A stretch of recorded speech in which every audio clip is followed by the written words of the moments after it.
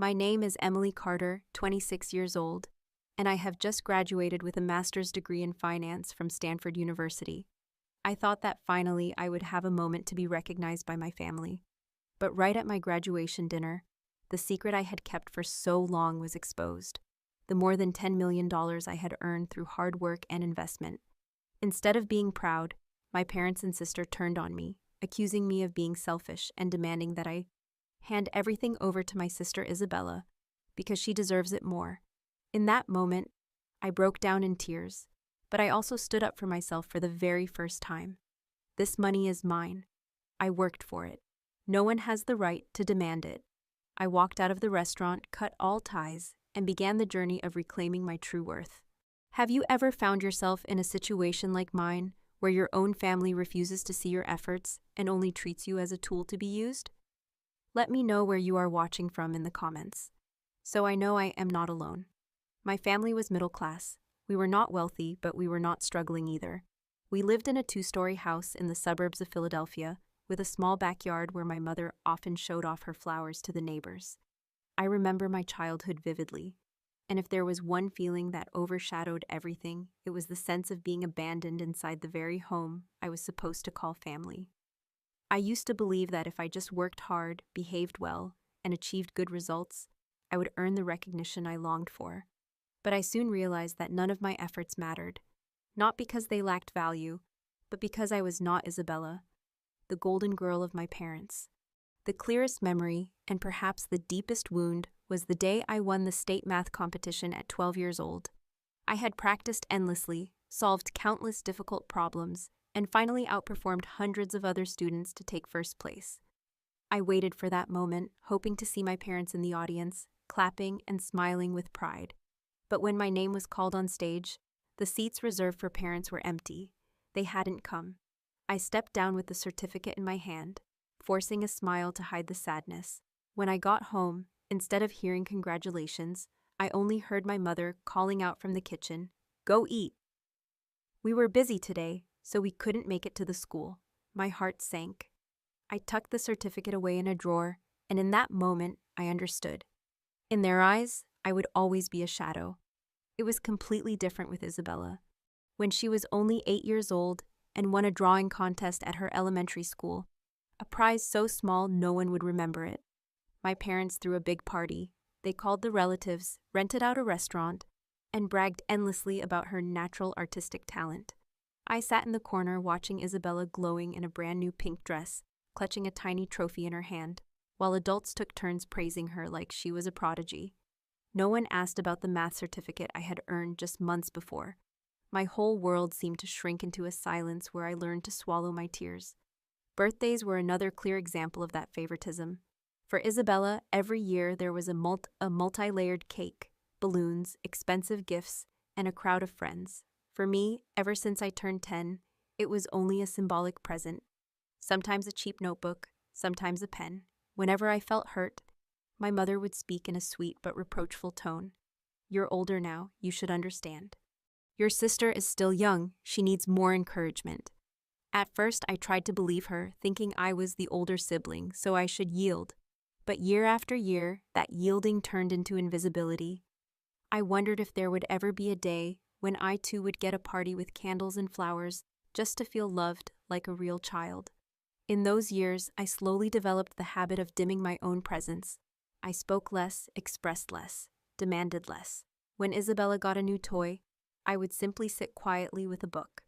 When the family gathered to take pictures around her, I would slip into the background so no one would have to mention me. I didn't want to be a bother, nor did I want to hear another comparison. The small bedroom upstairs became my only refuge. It was where I devoured thick books, worked on math problems, wrote in my journal, and imagined a different future. A future where I could stand on my own without waiting for anyone's approval. There were nights when I cried silently into my pillow, all because of a careless remark from my father. "Isabella is truly smart. Emily is just hardworking." Those words cut into me like a knife. A reminder that no matter how much I tried, I would never be good enough to be loved. I asked myself over and over if they even noticed what I did, or if they deliberately ignored it, because in their eyes, only Isabella was worthy of pride.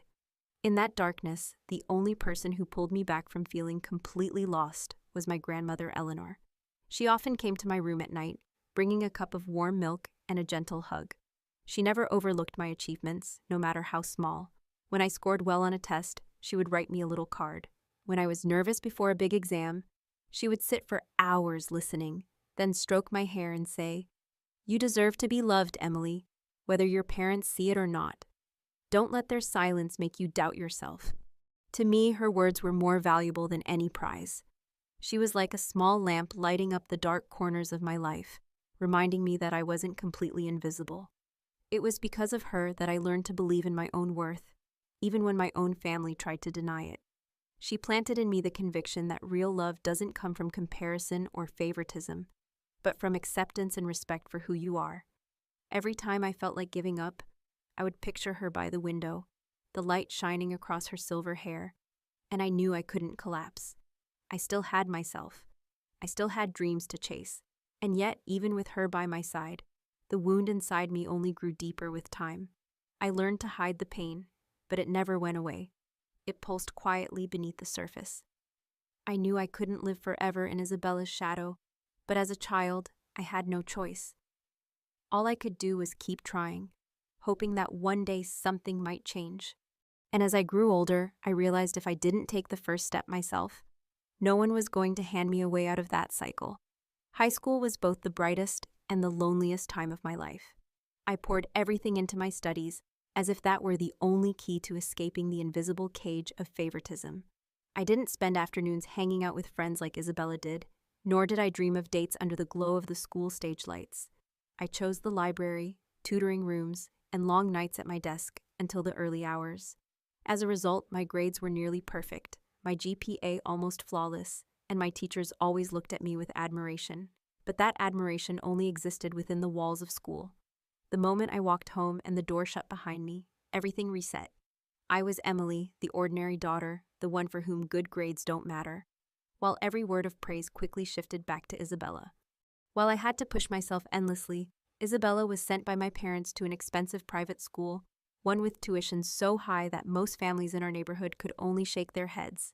They couldn't afford it, but they took out loans and cut back on other expenses just so Isabella could wear that prestigious uniform.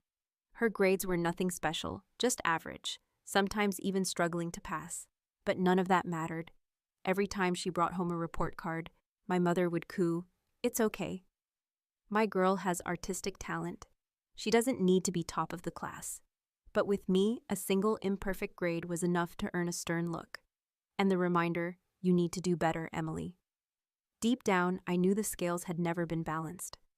Even so, I persisted. I saw achievement as the only way to prove myself, the one ticket that could get me out of a house where I never truly felt welcome. And then the day finally came. The day I received my acceptance letter from Stanford University. I remember my heart pounding as I opened the envelope, the bold word "congratulations" shining like a doorway to another world. It was a full scholarship, which meant I could finally be independent, no longer relying on a single penny from my family. I cried, but this time they were tears of joy, because at last my hard work had been recognized somewhere. I rushed downstairs, letter in hand, eager to share this moment with my parents. But when I entered the living room, they were busy getting Isabella ready for a shopping trip to pick out her prom dress. The room was filled with handbags, shoes, and swatches of colorful fabric. "Mom, Dad, I have good news," I began. But before I could finish, my mother cut me off. "Later, we're busy right now. Isabella has to pick out her dress before the store closes." I froze, the letter trembling in my hands, while Isabella's laughter echoed through the house as she chatted excitedly about gowns and glitter. They had no idea that in that very moment, their eldest daughter had just opened a new path, an opportunity that could change her life forever. That night, I sat in my small bedroom, eating a bowl of soggy instant noodles, bland and cold. In my hand was the acceptance letter, which to my family might as well have been a scrap of paper. Inside me was a crushing emptiness, but at the same time, a fierce determination ignited. I whispered to myself, "One day they won't be able to dismiss me anymore. One day I will make them see me whether they want to or not." That vow became a small flame, quietly burning inside me, carrying me through the countless long nights and challenges that followed. If they would never give me value, then I would create it myself. And one day that truth would stand undeniable before their eyes. During my final years of high school, I lived by that flame. I signed up for advanced courses, joined the math club, and competed in academic contests across the state. Each time I won, I quietly stored the trophies and certificates away in my drawer, no longer expecting my parents to change. Meanwhile, Isabella, despite her unremarkable grades, was rewarded with vacations and extravagant gifts. I saw it all, but I no longer felt the sting I once did, because I had begun to understand. I could not change them. The only thing I could change was the path I chose for myself. I poured all my desire to escape that toxic family into a single goal: leaving. I counted the days until I could finally set foot at Stanford University, until I could leave behind the house where I had always been invisible. Each time I heard Isabella's laughter echoing downstairs, I would close my door tightly, open my books, and whisper to myself, "Just wait.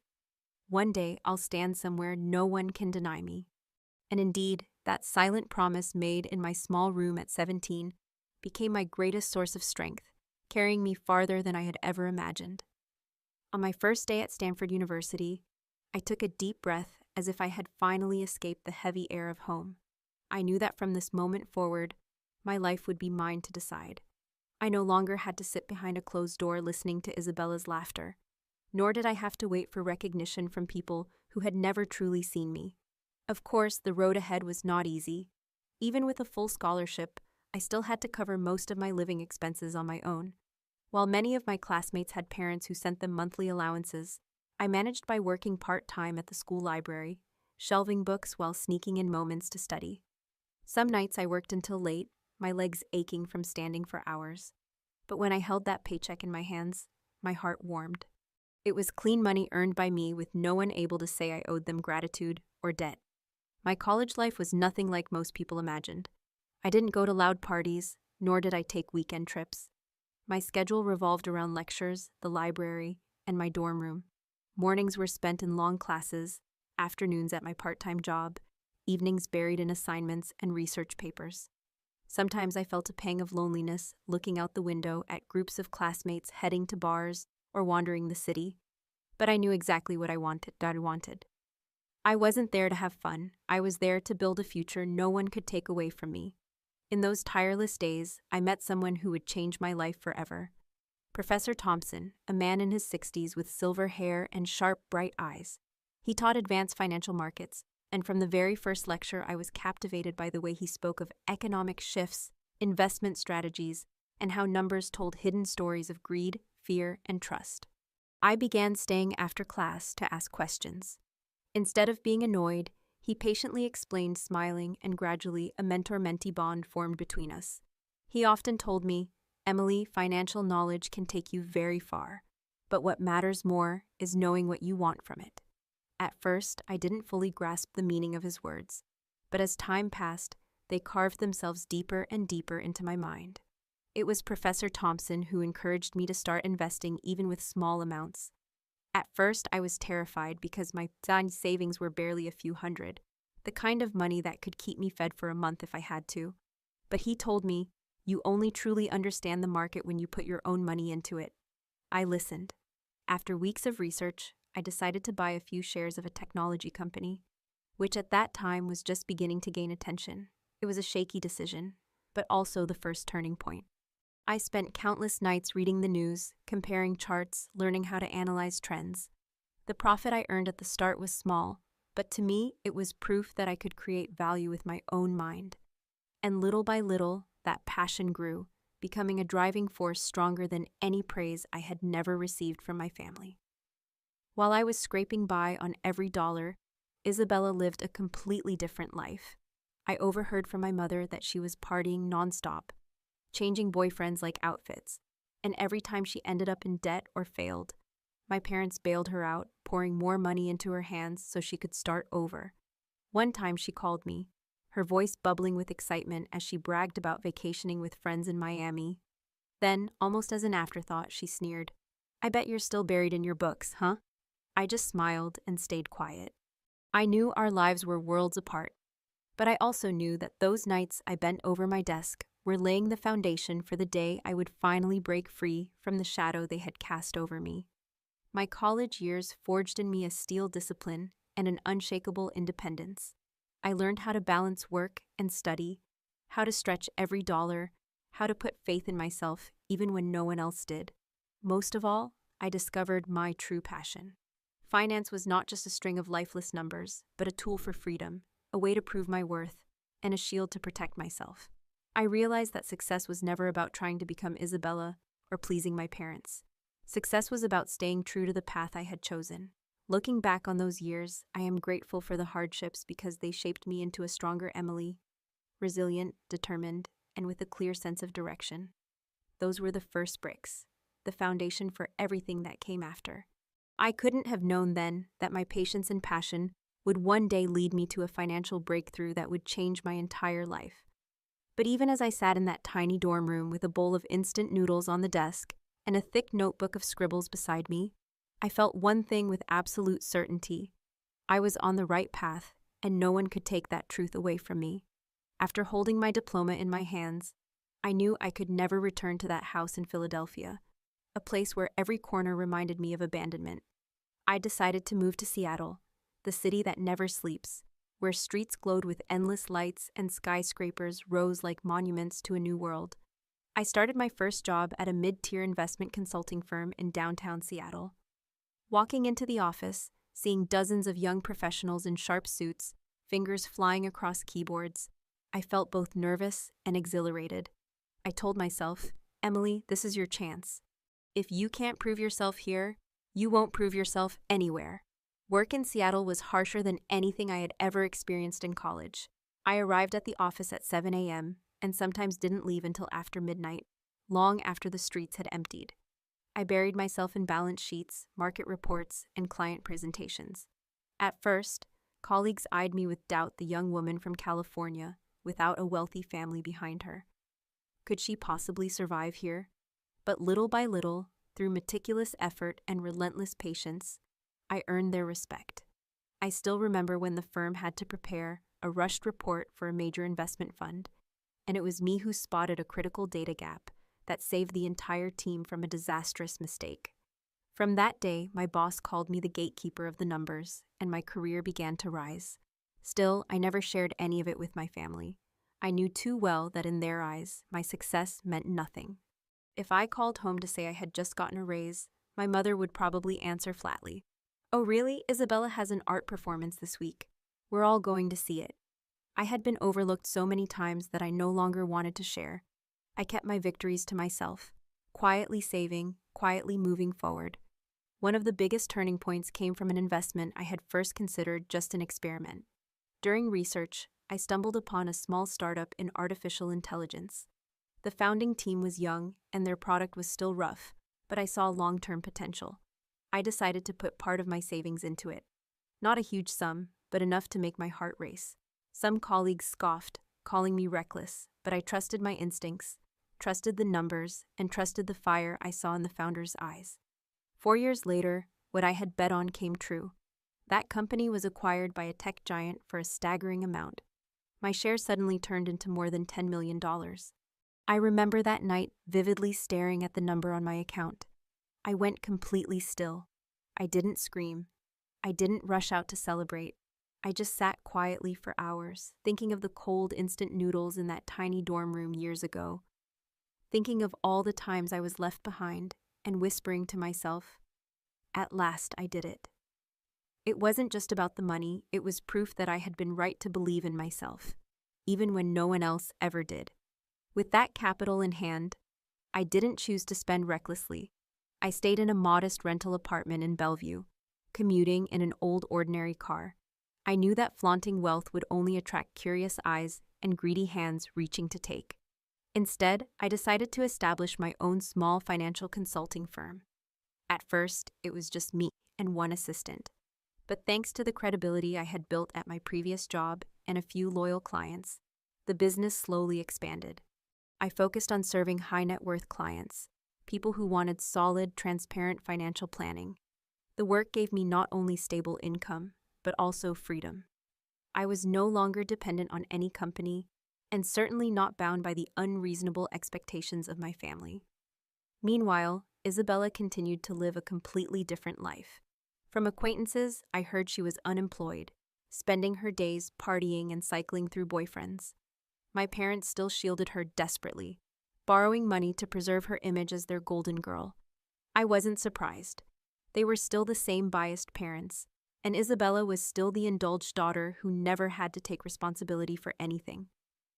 Quietly, I sent money back a few times to help them pay off debts, but I never once revealed that I had more than $10 million in my account.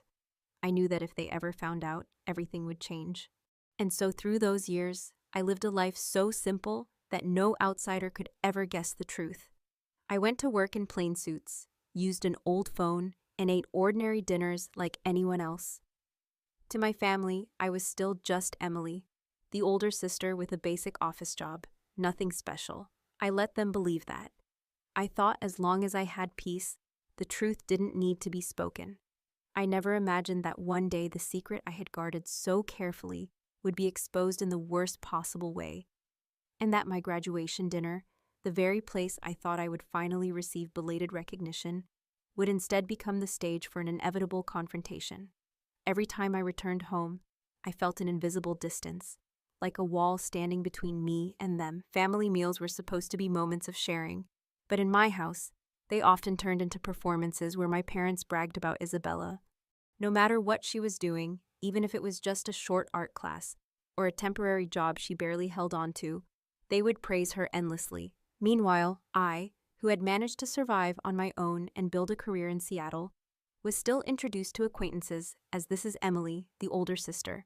She just works a regular office job. I sat there with a strange smile, listening to the laughter around the table, while inside I felt only a cold emptiness. They had no idea I had sat in high-stakes meetings signing contracts worth millions of dollars. And they didn't need to know. In their eyes, I would always remain nothing more than Isabella's shadow.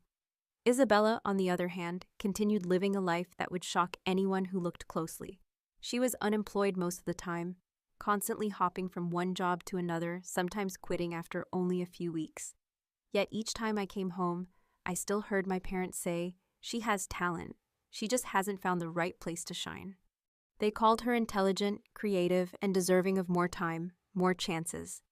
I would watch Isabella laughing, clinging to my parents' arms, talking about grand plans she would never start, and all I felt was exhaustion. She was like a child who refused to grow up, and my parents spoiled her so thoroughly that every mistake came with an excuse. There were times I knew for certain they were struggling financially. The loans they took out for Isabella's private school, the mounting credit card debt from shopping for her, it all piled up. More than once, I sent money back quietly, helping them pay off debts so they wouldn't lose everything. Once my mother called me in tears, saying the bank was about to seize the house. Without hesitation, I transferred a large sum to save them. Yet soon after, at a family dinner, I heard her say, "Emily is the eldest. It's her responsibility to sacrifice for her sister." Not a single thank you, not even a hug, just a statement that what I did was an obligation, something expected. I swallowed the bitterness, asking myself, if I ever collapsed, would they consider it Isabella's responsibility to carry me? I already knew the answer. There were rare moments when I tried to share about my work, hoping they might just once feel proud of me. I would tell them about a major project my firm had completed, or about the important clients I was advising. But the reaction was always the same. A few absent-minded nods quickly followed by questions for Isabella about her new boyfriend or the party she had just attended. I sat in silence, sometimes sipping water to hide the sting of disappointment. I had long stopped expecting praise, but each time it happened, my heart still ached. Deep down, I still loved them. I sent money not because they demanded it, but because I didn't want to see my parents suffer. Yet that love slowly became distorted because I realized they never truly saw me as an independent person with dreams and feelings of my own. To them, I was like a wallet shaped in the form of a daughter. They called me whenever there were debts, whenever Isabella was unemployed, whenever something needed to be bought for her. Rarely did they ask if I was doing okay, if I was exhausted, if I had anyone to lean on.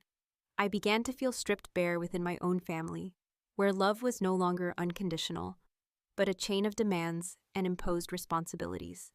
Many nights, returning to my small apartment in Bellevue, I sat alone by the window, staring at the dazzling city lights with a heavy heart. I had come so far, worked so hard to escape the shadow of my family.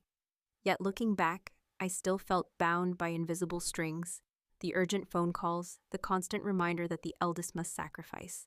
I wanted to love them, but I also longed to be seen. And with each passing day, I feared more and more that in their eyes, I would never be anything but a tool. Sometimes I asked myself, am I selfish for thinking this way? Am I an ungrateful daughter for not being able to give endlessly without ever expecting anything in return? But then I remembered the nights I cried alone in my childhood room, the times my achievements were brushed aside, and I knew I was not wrong. I was only human, and I too needed love and respect. And if they could not give me that, then one day I would have to cut this cord myself to reclaim my true worth. The day I officially received my master's degree in finance from Stanford University, I thought it might be a turning point not just in my career, but in my family relationships. I had spent years quietly working, enduring being overlooked, reduced to nothing but a walking wallet. But deep inside, I still held on to one naive dream that one day they would be proud of me. Perhaps I was foolish, but when I sent out invitations for my graduation dinner at a fine restaurant in San Francisco, I hoped that at least this time I would be acknowledged as a real part of the family. That night, the restaurant glowed with warm light. Outside, the city air was crisp, while inside, tables draped in white linen gleamed under flickering candles, their flames reflected in crystal glasses. I chose the place because I wanted to create a perfect memory, a night of elegance, something far different from the dull family dinners of the past. When I saw my parents and Isabella walk in, I stood up, my heart beating with a mixture of joy and nervousness. My mother wore a new emerald green dress, my father his old gray suit, and Isabella was dazzling in a fitted gown, her hair curled in perfect waves. She entered as if the evening belonged to her, smile radiant, eyes brimming with confidence. I took a deep breath, smiled to greet them, and pulled out chairs for them to sit. The dinner began with elegant appetizers. I shared a few stories about my time at Stanford research projects, professors who had guided me, the milestones I had worked so hard to achieve. But I quickly noticed my parents' distracted eyes, their half-hearted nods before they turned to shower Isabella with praise over a photo she had just posted online. I swallowed the disappointment, reminding myself that at least tonight they were here. That in itself was already a concession. I had brought my laptop to the dinner because on that very day, I was still in the middle of negotiating an important international investment deal. I placed it beside me, glancing at it occasionally to check emails. In my mind, I was balancing two worlds. On one side, my longing for family recognition, and on the other, responsibilities I couldn't afford to miss. I thought everything would remain under control as long as I handled it carefully, but I was wrong. When I stepped away for a moment to take a call from a partner, Isabella, who had been sitting next to me, grew curious and peeked at the half-open laptop. She had always been nosy, but this time, her curiosity changed everything. I heard the sudden scrape of a chair being pushed back. When I turned, I saw Isabella standing there. Her face lit up as if she had just discovered treasure. She spun the laptop around for everyone to see and shrieked, "Oh my God, look at this! Emily's been hiding millions while Mom and Dad suffered for me all these years." The air in the room froze. I stood there in shock, my heart pounding as Isabella pointed at the screen where my investment accounts displayed over $10 million and several large contracts. For a few seconds, the table fell silent. Then whispers began to ripple through the room. My father's brow furrowed, my mother's jaw dropped, and Isabella held her hand high like she had just won a contest. Every eye turned on me, no warmth, only a mix of disbelief and anger. "You? You had this kind of money all along." My mother stammered, her voice trembling, not with pride, but with betrayal. "All this time, your father and I broke our backs paying debts for your sister, and you just hid it away." Before I could explain, Isabella cut in, her tone dramatic. "I knew it. She's always so cold." Of course, she was keeping secrets. $10 million, Mom, Dad, and I've been struggling with school fees, with jobs. This isn't fair. I opened my mouth trying to stay calm. "Isabella, that money came from years of work and investment. I didn't hide anything. But my father slammed his hand against the table, making the glasses rattle. Enough! We nearly lost the house while you sat on a pile of money. Emily, you're nothing but selfish. I have made. My face burned hot, tears welling but not yet falling. Every sacrifice, every sleepless night, every time I had quietly sent money home to cover their debts, all of it was erased in an instant. In their eyes, I was no longer the daughter who had carried them, but a traitor who had betrayed the family. And there stood Isabella, her face glowing with triumph, as if she had finally uncovered the ultimate proof that I was the villain. The room sank into a heavy silence after my father's outburst. Dozens of eyes filled with shock, anger, and curiosity pierced through me like 100 sharp needles. I could hear the clatter of knives and forks being slammed onto plates, the scrape of chairs being pulled back, and then my mother's voice shaking yet burning with fury. You have to give it to Isabella. She deserves it more. She's fragile. She needs help. You've always been strong. You don't need nearly as much. I froze. I had endured favoritism all my life. But never did I imagine that even now, in the middle of a crowded restaurant on what was supposed to be my night, my mother would still speak as if the money I had sweated and bled for was just something to be handed over to Isabella. My father's face was red as he pounded the table again. We raised you. We fed you. We gave you an education. Now that you're wealthy, it's your duty to take care of the family. That's your obligation, Emily. Don't be selfish. Each word fell like a hammer on my skull. Obligation. That was the word they had always used to chain me to justify every demand for my sacrifice. No one mentioned the years I had scraped for scholarships, worked part-time jobs, and fought to survive on my own. No one mentioned the debts I had already paid for them quietly without acknowledgement.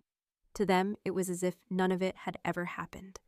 Isabella burst into tears, her wide eyes shimmering like an actress in a role she had played all her life. You betrayed me, Emily. I'm the one who needs that money. I have nothing.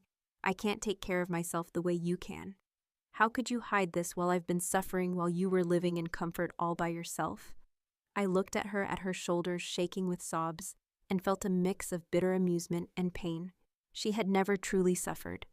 Every hardship she faced had been carried by our parents, while I had long been forced to carry myself to walk through the dark with no one to reach for my hand. I bit my lip until I tasted blood, and at last the tears I had held back spilled over. For the first time, I didn't stop them. My voice trembled, but it rang out across the room. From the time I was a child, every achievement of mine was buried so Isabella could shine. I won the state math championship and you didn't show up. I earned a full scholarship and you ignored it. I fed myself, studied on my own, built my success from nothing. Every dollar in that account is from my own sweat and effort. No one has the right to demand it, not even you. My voice cracked, but I pushed through. I don't owe anyone at this table a single thing. On the contrary, for years, I've been paying your debts, making your sacrifices for you. I've done everything I could, and still in your eyes, I'm nothing but selfish. So from this day forward, I will no longer be your wallet. I will no longer be the child forced to live in Isabella's shadow. I am myself, and I will protect what is mine. The table erupted in chaos. Other diners began turning their heads, whispering among themselves. My mother's eyes bulged wide, her face drained pale with shock. My father stammered as if unable to believe the words I had just spoken. Isabella cried out through her tears, shrieking, "You're cruel. You don't love me at all. I'm your sister." I wiped my tears, but my voice came out calmer, as if after all these years of silence, I had finally set down the weight I'd been carrying. Isabella, I've loved you my whole life. I've let you take everything, affection, recognition, even money, but I have nothing left to give. I'm a human being too, and I deserve to live for myself.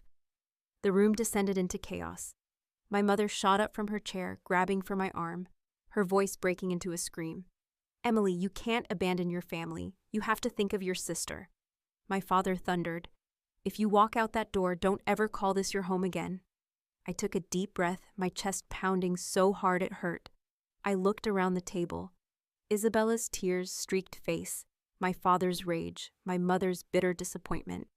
And I knew then that what I had longed for, all these years, a shred of recognition, a glimpse of pride, was never going to come. I was left with only two choices: remain their wallet forever or free myself. Slowly, I closed the laptop and slung my bag over my shoulder. My voice was steady. Then, from this moment on, consider me no longer your daughter. With that, I turned and walked away.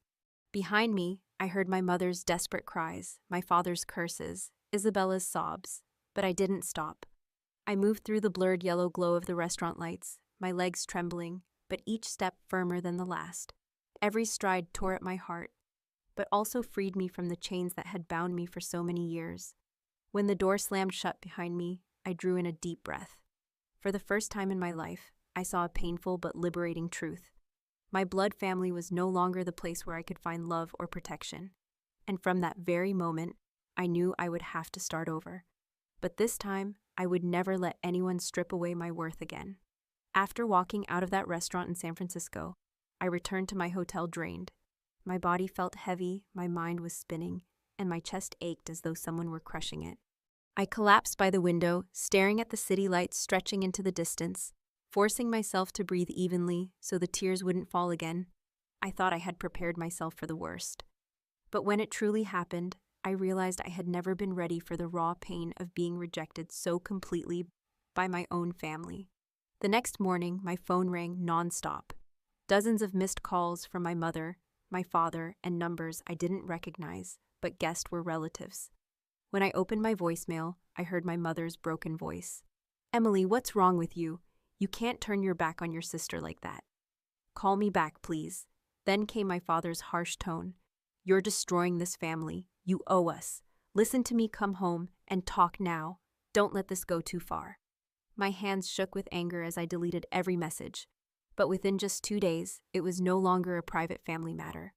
I discovered that Isabella had written a long post on Facebook, accusing me of being a selfish sister, wealthy, but abandoning my family, and even hinting that I was choking off her chance at life.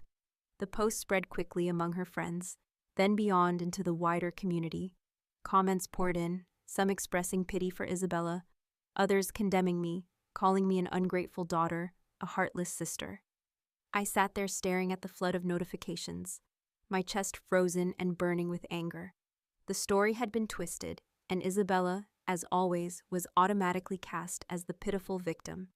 My company couldn't escape the fallout either. One morning, I arrived at the office only to freeze in place. My parents were already waiting in the lobby, their faces tight and cold. They had no regard for my privacy, dragging me aside in full view of my employees. My mother hissed through clenched teeth. "You can't let this go on. You need to set up a fund for Isabella. $10 million isn't that much. You're the older sister. You have a responsibility to share." My father's voice followed, lowered, but sharp with threat. "If you don't agree, we'll make sure everyone knows just how cruel you really are." I glanced around and caught the eyes of my staff, some looking on with pity, others with curiosity. My face burned with humiliation. In that moment, I understood that if I didn't put an end to this, I would forever be dragged into their bottomless cycle of demands. That very day, I called my lawyer. Together, we drafted a legal notice and sent it to each family member, warning them to cease all forms of harassment or face legal consequences. I had never imagined I would have to take such a cold, hard step against my own parents and sister, but I knew it was the only way to protect myself. At the same time, I made the decision I had avoided for far too long, ending all financial support. Sitting before my computer, I went through every transfer I had made over the years, from bank payments, emergency bailouts, to Isabella's tuition. The total made my throat tighten. I had given too much to the point of draining myself emotionally, and never once had I received genuine gratitude. That night, I typed a short email to my parents. "From now on, I will no longer provide financial support for the family. Do not contact me to demand more. This is my final decision." My hands trembled as I pressed send, but along with it came an overwhelming sense of relief. In the days that followed, my phone overflowed with accusatory messages. Distant relatives I hadn't spoken to in years suddenly appeared, throwing harsh words at me. "You have to share. Blood ties can't be abandoned. You have money, but let your parents suffer. What a disgrace." I read each line, my heart growing colder. I didn't reply. I no longer wanted to explain because I had come to understand those who never lived my life would never truly understand, and I didn't need them to. At the point where I was nearly crushed by the pressure, my phone rang. It was Grandma Eleanor. The moment I heard her voice, I broke down in tears. She didn't scold me, didn't demand anything. She simply said softly, "My girl, you did the right thing. You have nothing to be ashamed of. You've worked hard, and you deserve every bit of your success. Don't let anyone make you doubt that." I sobbed. "But they're saying I'm cruel, Grandma. They say I betrayed my family." She interrupted me more firm than I had ever heard her before. "A real family is a place of unconditional love. If they only take and never give, then that's not love. It's chains, and you've broken free from those chains. I am proud of you." Her words were like medicine soothing my wounds, pulling me back from the edge of despair. I sat in silence, listening to her steady breathing on the other end, feeling warmth flow through my chest. For the first time in weeks, I realized I wasn't entirely alone. I had lost a family, but I still had someone who believed in me, who reminded me I was worthy of love and freedom. That night, I stepped onto the balcony of my Bellevue apartment and looked out over the flickering city lights. I knew the road ahead would be hard, that I might face even more accusations. But I also knew I had made the right decision. I had drawn a boundary. I had chosen to protect myself. And for the first time in my life, I felt true freedom, the kind of freedom I had traded for a childhood of neglect and a youth spent sacrificing. 6 months after that chaotic night at the San Francisco restaurant, my life had changed more than I ever imagined. I was no longer in that cramped Bellevue rental. After careful thought, I bought a small house in the suburbs where tree-lined streets and a green garden surrounded me. It wasn't a luxurious mansion, but it was quiet enough for me to breathe, to wake up each morning without feeling watched or demanded of. I arranged one corner of the living room into a home office with tall bookshelves, a wooden desk, and sunlight pouring through a wide window. That's where I spent most of my time building my financial consulting firm. My clients grew, my reputation spread, and most importantly, I worked with my own hands, my own mind, no longer bound by anyone. As I continued to climb step by step, I heard bits and pieces from old acquaintances that Isabella was still living as dependently as ever. She was unemployed, drifting from one fleeting romance to another, and still being shielded by my parents as though she were the same spoiled child she had always been. My parents complained to relatives about their burdens, but whenever they tried to reach me, they were met with silence. I had changed my phone number, moved my business email to a new system, and kept my lawyer handling any further harassment. No more guilt-ridden messages, no more manipulative calls. Perhaps they had finally realized that I no longer belonged to that cycle. The silence I once feared had now become my protection, like a safe wall standing between me and the past. With more free time, my thoughts often turned to Grandma Eleanor. She was frailer now, her mind not as sharp as it once was. But whenever we spoke on the phone, she still reminded me, "Use your mind and your heart to do good, Emily. Don't let old wounds harden you." Her words stayed with me, echoing in my head night after night. And so I decided to devote myself to charitable work, especially scholarship programs for students in difficult circumstances for children abandoned or overlooked. Just as I once was. I attended seminars, listened as they spoke about their dreams, and saw my younger self reflected in their eager eyes. Each time I signed off on tuition assistance or handed over a scholarship, my heart warmed. It was my way of transforming pain into value so that someone else wouldn't have to endure the same loneliness I once knew. In my new home, I gradually found the peace I had long craved. In the mornings, I sipped coffee on the porch, watching sunlight scatter across the tree streets. In the evenings, I read, wrote in my journal, or simply sat still, listening to the wind. No more relentless calls, no more reproachful words. Only me and Emily, who was whole, stronger, and freer. Sometimes I sat alone, reflecting on the years that had passed, and realized money had never defined me.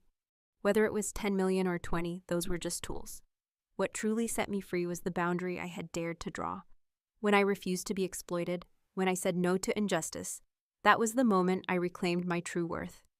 And I know there are many out there living through what I once endured, abandoned by family, overlooked, treated as a burden or a tool. If you're listening to my story now, I want you to know this. You are not alone. I once sat in the dark too, crying quietly, because I felt I would never be good enough, believing that family meant giving until I was empty. But the truth is, you are worthy of love and respect simply because you are you. Your success, whether small or great, is yours, and no one has the right to take it away. If you too have ever been abandoned by your family, remember this. You do not need to prove your worth to those who refuse to see it. You can step out, build your own life, and find another kind of family, a community of friends, colleagues, mentors, or even your own stronger self. People who will truly value you for who you are. I found freedom when I finally let go of the expectation that my parents would change. And it was in that very moment of letting go that I truly grew up. My story doesn't end with sweet reconciliation, but with a decisive choice. Yet that choice is what brought me to where I belong. A place without blame, without favoritism, only me and my true worth. And if you're hesitating now, if you're bound by the distorted chains of family ties, believe me, you have the right to walk away. You have the right to reclaim your life. And when you do, you will discover freedom is worth more than any amount of